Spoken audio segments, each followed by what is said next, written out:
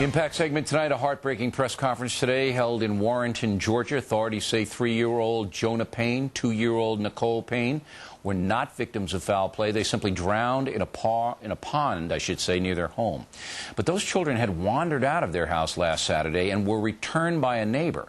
A short time later, they wandered out of the house unattended again and apparently drowned. Their mother was home both times. Joining us now from Oakland, California is Armin Brott, author of the brand new book, Fathering Your Toddler, and host of a radio program on parenting. Now, this is a very delicate situation, Mr. Brott. This mother and father just lost 2 babies. But it seems to me that if a 3-year-old and a 2-year-old wander out of the house unattended, they are brought back by a neighbor. And less than 2 hours later, they wander out again and wind up in the bottom of a pond. And the mother is home. The mother has some responsibility. Am I wrong? No, I think the mother has pretty much all the responsibility. I'm expecting at some point to hear that the fence company or the sanitation company is going to get sued. But really and truly, it's the parents who are responsible for this. You know, you hear that the 2-year-old Nicole was the one who figured out some way to open up the door. Well, you know, if you got a kid who's smart enough to open up the door or clever enough, you can't just throw up your hands and say, oh, gee, isn't that cute? You got to get a lock that's higher up on the door, or you got to do something to take advantage of the fact that the kid can get out. Yeah, I think there's something very wrong here. The whole town is locked down. People are, the authorities are telling people not to talk about the case. At first, I couldn't believe it. That a mother would be confronted with 2 little children walking around the neighborhood by a neighbor and then less than 2 hours later lose the children again. Something is very, very wrong.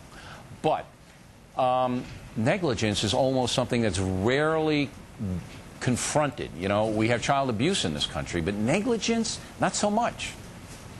No, child abuse is just a tiny, tiny portion of negligence. I mean, negligence are things like not having your kids dressed warmly enough to go to school, not having adequate medicine, things like that. And those are the things that really are responsible for most child deaths and most child injuries.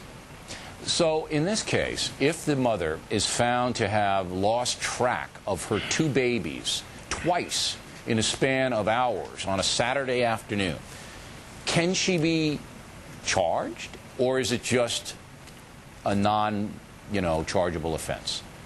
No, I can't give you a legal opinion, but I can tell you my personal opinion. She should absolutely be charged. I feel it's a terrible tragedy, and my heart goes out to her and to the rest of the family. It's a terrible thing to lose children, but you really have to take some responsibility. If you let the kids get out once, everybody's kids get out once, everybody's kids get into trouble every once in a while. But if it happens the same thing twice in a row with a span of a couple of hours, you really have to take responsibility. There's something going on there that we don't know. Now, here's a really interesting question. Every one of us knows people in our neighborhoods who are bad parents. I bet you everybody here watching, all the millions of people watching all over the world right now know bad parents. Absolutely. And they see kids doing stuff they shouldn't do and wandering around. Should they call the authorities? Should they get involved at that level? I really hate to see people calling up Child Protective Services too much. I think that really there is a certain limit that people can do things with their own kids. You know, you're not going to call Child Protective Services if you see a parent going through the checkout line at Safeway with but if you see 2 children ages 2 and 3, you know, 3 or 4 blocks from their home with no parent. Absolutely. I mean, I think I'd call 911. What are these kids doing? Who are they? Well, I would imagine that the people in the neighborhood probably know something about this family anyway. They returned the kids to the family, so they probably didn't see that there was anything terribly, terribly wrong. But if that kind of thing is going on, if you've got little kids running around the neighborhood, and 2-year-olds and 3-year-olds, right, they have no clue where they're going or what they're doing. They're looking for the most attractive thing they can do. It takes a village. It takes a village, but you're responsible for your own kids. That's right. I mean, we're not. Again, it's very difficult because these parents lost these kids, but we're not giving them a pass, and we're going to follow up. But it used to be in this country that in neighborhoods, everybody look out for everybody else. It's no longer that, because everybody's afraid of getting sued. Mr. Brott, thanks very much. We appreciate it. And my pleasure. Really terrible story. We're sorry we have to report it. Straight ahead.